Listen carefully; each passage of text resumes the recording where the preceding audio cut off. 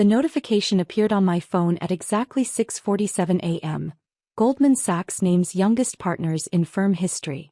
I was reviewing quarterly earnings reports in my home office when the Wall Street Journal alert popped up. My name was third on the list. 3 time zones away in Chicago, my phone started buzzing. Text after text from colleagues, mentors, and industry contacts. But the call I was waiting for came at 7:23 a.m. Michael? It's Rachel. My sister's voice was different than it had been just 48 hours earlier at our family reunion. I just saw the news. I had no idea you were even being considered for partner. I set down my coffee and walked to the window overlooking Central Park. The process is confidential until the announcement. I couldn't discuss it with anyone. But partner? At Goldman? You're only 32. 33 next month, I corrected gently. And yes, it's been a long road. The irony wasn't lost on me. Just 2 days earlier, Rachel had cornered me at Uncle Tom's backyard barbecue in suburban Illinois, explaining to our assembled relatives why my career in finance was essentially a dead end. Michael thinks he's going to make it big on Wall Street, she'd announced to the picnic table full of cousins, aunts, and uncles. But he doesn't understand how these firms really work. It's all about connections, family money, Ivy League networks. You can't just work hard and expect to rise to the top. I'd been filling my plate with grilled vegetables when she launched into her analysis. Rachel worked in corporate communications for a mid-sized manufacturing company in Milwaukee. She'd spent 2 years at Northwestern's business school and considered herself well-versed in professional hierarchies. The partners at these investment banks come from old money families, she continued, warming to her theme. Their fathers are CEOs, their grandfathers founded companies. Michael graduated from state school. He doesn't have those advantages. Our cousin Jennifer had nodded sympathetically.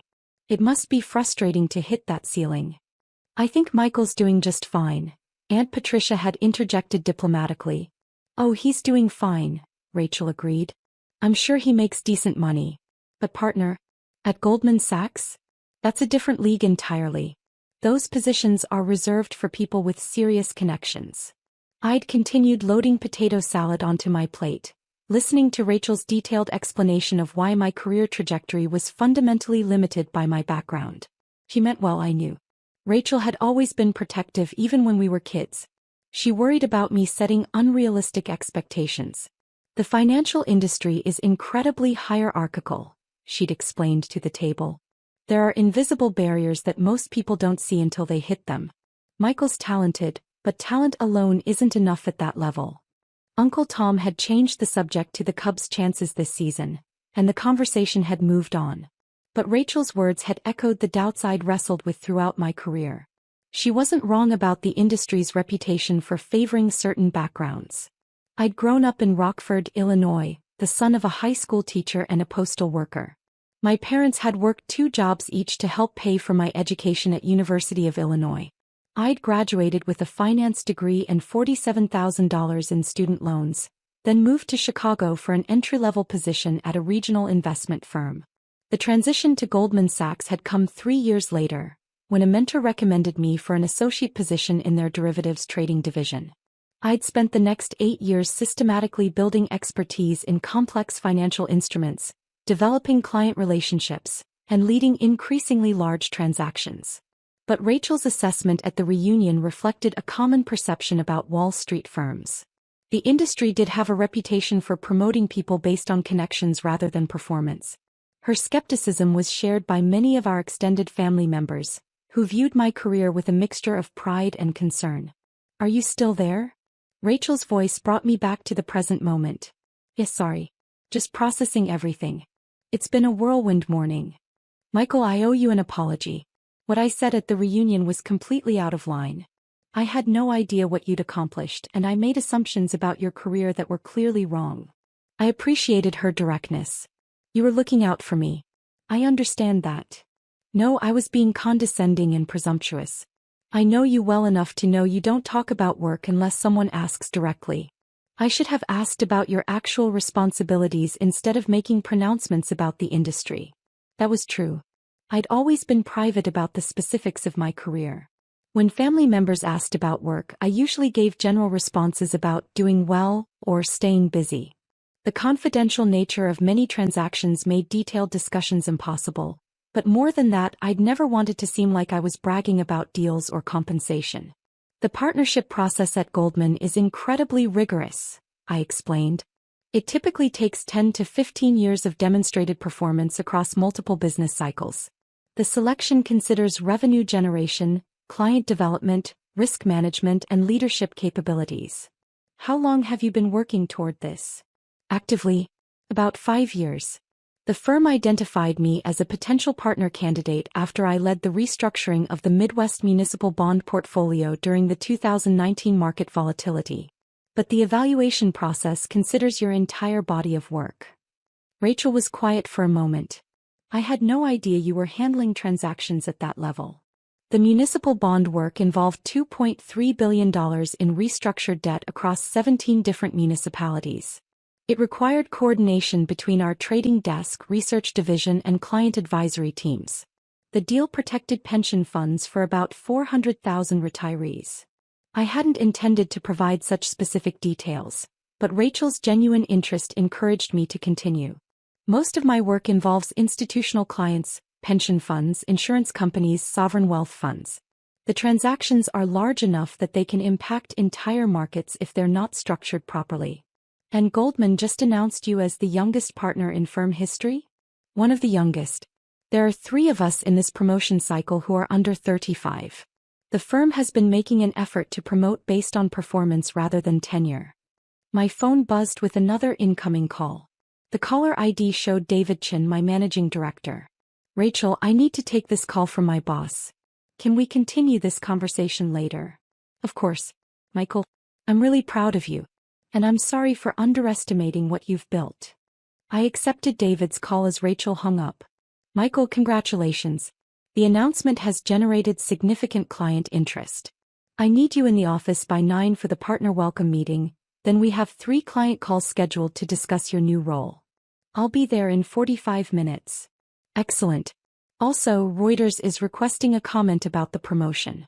Communications wants to coordinate a brief statement emphasizing your municipal bond expertise. After David hung up, I sat quietly for a few minutes, reflecting on the contrast between Saturday's family reunion and Monday's reality. Rachel's assumptions about my career limitations had been understandable but incomplete. The path to partnership had required not just technical expertise, but also the ability to build trust with clients who managed hundreds of billions in assets. The Goldman Sachs partnership represented recognition from one of the most selective professional organizations in finance. The firm promoted fewer than 2% of its employees to partner level, and the evaluation process involved detailed review by existing partners across multiple divisions. But more than the title or compensation, the partnership meant the opportunity to influence how the firm approached emerging markets and regulatory challenges. My municipal bond expertise had positioned me to help institutional clients navigate increasingly complex credit markets. My phone rang again. This time it was Mom. Michael, honey, your Aunt Patricia just called. She saw the news online. Is it true you made partner at Goldman Sachs? His mom. The announcement went out this morning. Oh my goodness. Your father and I are so proud. We had no idea this was happening. I couldn't discuss it until the firm made the announcement. The process is confidential. Rachel called too. She's feeling terrible about what she said at the reunion. She already apologized. Rachel was trying to protect me from disappointment. I understand her perspective. She said she had no idea you were working on such important projects. Most of my work involves confidential client relationships. I can't discuss specific transactions even with family. Mom was quiet for a moment. We always knew you were doing well, but we didn't realize how well. Your father wants to know if you can explain what a partner does at Goldman Sachs. I smiled. Dad had spent 37 years teaching high school mathematics. His questions about finance were always thoughtful and precise. A partner has equity ownership in the firm and responsibility for major client relationships. I'll be leading the municipal bond advisory practice for the Midwest region. That means working with state and local governments, pension funds, and insurance companies to structure debt financing. That sounds like a lot of responsibility. It is. But it's also an opportunity to help public institutions manage their financial obligations more effectively. Municipal bonds fund schools, hospitals, infrastructure projects. The work has direct impact on communities. That's wonderful, honey. When can you visit and tell us more about it? Mom. I promise. After we hung up, I finished reviewing the morning's market reports and prepared for the day ahead. The Goldman Sachs office was a 40-minute subway ride from my apartment, and I wanted to arrive early for the partner meeting. As I gathered my briefcase and laptop, I thought about Rachel's reaction to the news. Her immediate apology demonstrated genuine character and the ability to reassess her assumptions when presented with new information. That kind of intellectual honesty was rare and valuable. The family reunion conversation had stung at the time, not because Rachel's assessment was malicious, but because it reflected broader misperceptions about meritocracy in finance. The industry did have legitimate issues with diversity and inclusion, but it was also true that performance and expertise could overcome background disadvantages. My path to partnership had required not just technical competence, but also the emotional intelligence to build relationships with clients from vastly different backgrounds. The municipal bond work involved everything from small-town mayors to sovereign wealth fund managers. Success required the ability to translate complex financial concepts into clear recommendations tailored to each client's specific circumstances. The subway ride to Lower Manhattan gave me time to review the day's agenda. Beyond the partner welcome meeting, I had scheduled calls with 3 major institutional clients who wanted to discuss expanded advisory relationships. The partnership announcement had enhanced my credibility with clients who valued the firm's recognition of my expertise. At 8:47 a.m. I walked through the Goldman Sachs lobby for the first time as a partner. The morning routine was familiar: security badge, elevator to the 32nd floor, brief conversations with colleagues, but the context had fundamentally changed. David Chin met me at the elevator bank. Michael, ready for the big leagues? Absolutely. What's the agenda for the partner meeting? Standard welcome presentation, then individual meetings with division heads to discuss your expanded responsibilities. The real work starts tomorrow when you begin managing the institutional client portfolio. The partner welcome meeting included 6 other newly promoted professionals from different divisions. The presentation covered the firm's strategic priorities, partnership responsibilities, and performance expectations. The tone was congratulatory but businesslike. Partnership was an achievement, but also the beginning of greater accountability. During the lunch break, I called Rachel back. "How's your first day as partner?" she asked. "Busy but good. Lots of new responsibilities to learn." "Michael, I've been thinking about our conversation at the reunion. I realize I've been making assumptions about your career for years without actually asking about your work." "What do you mean?" "I assumed you were stuck in some middle management role because you never talked about specific projects or achievements. I interpreted your modesty as evidence that you weren't advancing." That was perceptive. I had deliberately downplayed my career progression, partly from professional discretion but also from concern about seeming pretentious to family members with different career backgrounds. "I probably could have been more open about the work I was doing," I admitted. "No, that's my fault. I should have asked better questions instead of making pronouncements about an industry I don't really understand." "Rachel, you've always been protective of me. I appreciate that even when your assumptions were off base. I want to understand your work better. Could you explain what municipal bond advisory actually involves?" I appreciated her genuine interest. Municipal bonds are debt securities issued by state and local governments to fund public projects. When a city needs to build a new school or repair infrastructure, they issue bonds to raise the necessary capital. My job is to help them structure those offerings in ways that minimize borrowing costs while meeting investor requirements. "So you're helping governments save money on debt financing?" "Exactly. Poor structuring can cost a municipality millions of dollars in unnecessary interest payments over the life of the bond. Good advisory work protects taxpayer resources while ensuring that essential projects get funded." That's actually really meaningful work. It is. The municipal bond market provides about $400 billion annually in funding for schools, hospitals, roads, water systems. The advisory work has direct impact on communities across the country. Rachel was quiet for a moment. "I had no idea your work involved such important public policy implications. Most people think of investment banking as purely profit-focused, but there's a significant public interest component to municipal finance. The goal is to help government entities access capital markets efficiently.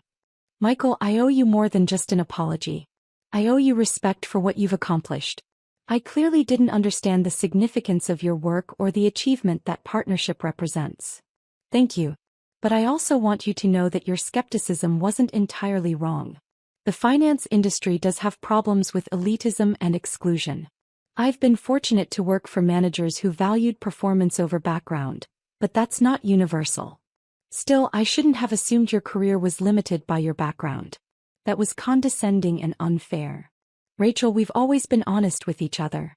I value your perspective even when it challenges me. Saturday's conversation made me think about how I communicate about my work with family. What do you mean? I've been so focused on avoiding bragging that I haven't shared meaningful details about what I actually do. That leaves room for people to make assumptions based on incomplete information. So you'll be more open about your work going forward? Within professional constraints, yes. I want our family to understand what partnership means and how the work contributes to broader economic outcomes. After we hung up, I spent the afternoon in meetings with existing clients who wanted to discuss expanded advisory relationships. The partnership designation had enhanced my credibility with institutional investors who valued Goldman's recognition of my expertise. The final call of the day was with Margaret Sullivan, Chief Investment Officer for the Illinois Teachers Retirement System. TRS managed $55 billion in assets for 400,000 current and retired educators. Michael, congratulations on the partnership. I saw the announcement in the Journal this morning. Thank you, Margaret. I'm excited about the expanded opportunities to serve institutional clients like TRS. Your work on the Chicago School District restructuring was exceptional. You helped us preserve pension obligations while reducing the system's borrowing costs by $200 million over 20 years. That project required close coordination between TRS, the school district, and the city's financial team. I'm glad we were able to structure a solution that protected educator benefits while improving the district's fiscal position. We'd like to discuss expanding our relationship with Goldman through your municipal advisory practice. TRS is considering several infrastructure investments that would benefit from your expertise. The conversation continued for 45 minutes, covering potential advisory work worth $500 million in bond transactions over the next 2 years. Margaret's confidence in my capabilities reflected years of demonstrated performance on complex restructuring projects.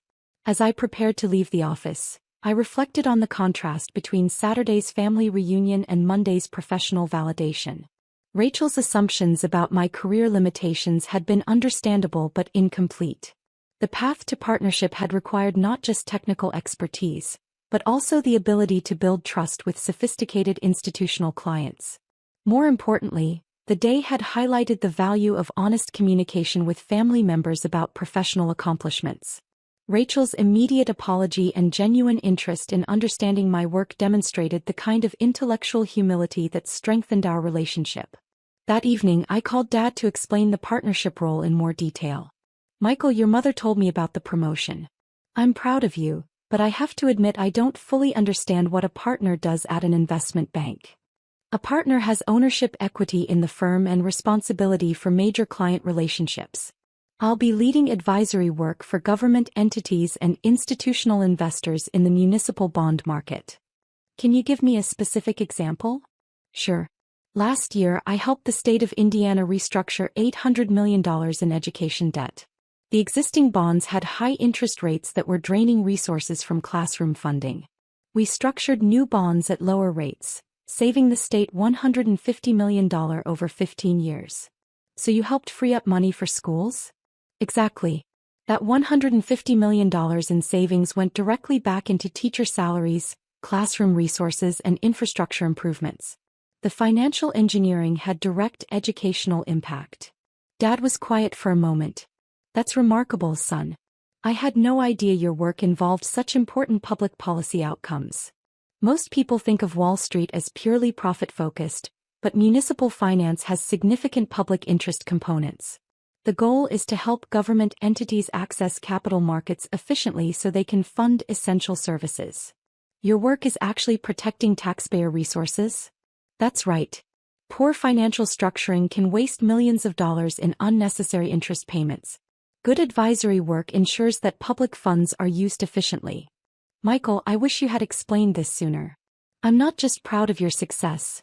I'm proud of the work you're doing for communities across the country. The conversation with Dad reinforced my commitment to better communication about my career with family members. Their support had been crucial throughout my education and early career development. They deserved to understand how their investment in my potential had created opportunities to contribute to important public policy outcomes. The next morning, I arrived at the office early to begin managing my expanded client portfolio. The partnership responsibilities were significant, but they also represented the culmination of 15 years of systematic skill development in financial markets. Rachel called during my lunch break. Michael, I've been reading about municipal bonds online. I had no idea this market was so important to public infrastructure funding. It's a $4 trillion market that most people never think about, but it funds everything from schools to hospitals to water treatment plants. And your partnership means you'll be leading advisory work for major institutional clients? That's right. Pension funds, insurance companies, sovereign wealth funds, organizations that manage hundreds of billions in assets and need sophisticated advice about municipal credit markets. I'm really impressed, Michael. And I'm sorry it took a Wall Street Journal announcement for me to understand what you've accomplished. Rachel, your reaction has been gracious and thoughtful. I appreciate your willingness to reassess your assumptions and ask better questions about my work. I learned something important about making judgments without complete information. It won't happen again. The conversation with Rachel reflected the broader impact of the partnership announcement on family relationships. Her genuine interest in understanding my work had created opportunities for more meaningful discussions about career development and professional goals. But more than that, her intellectual honesty about reassessing her assumptions demonstrated the kind of character that strengthened our sibling relationship. The ability to acknowledge mistakes and adjust perspectives based on new information was a valuable trait that extended far beyond career discussions. As I prepared for the afternoon's client meetings, I reflected on the unexpected benefits of the partnership announcement. The professional recognition had certainly enhanced my credibility with institutional clients, but it had also created opportunities for deeper communication with family members who had supported my education and career development from the beginning. The work ahead would be challenging, managing major client relationships while navigating increasingly complex regulatory environments. But the foundation of technical expertise, client trust, and family support provided a strong platform for the responsibilities that partnership entailed. Most importantly, the experience had reinforced my commitment to using financial expertise in service of broader public policy outcomes. The municipal bond market provided essential funding for community infrastructure, and advisory work had direct impact on the efficient use of taxpayer resources. That impact, more than the title or compensation, made the partnership meaningful. And Rachel's thoughtful response to the announcement had demonstrated that family relationships could deepen through honest communication about professional accomplishments and the values that guided career decisions. The path to partnership had required not just technical competence, but also the emotional intelligence to build relationships with clients, colleagues, and family members based on mutual respect and shared commitment to meaningful outcomes. That foundation would continue to guide the work ahead as I embraced the expanded responsibilities that partnership entailed.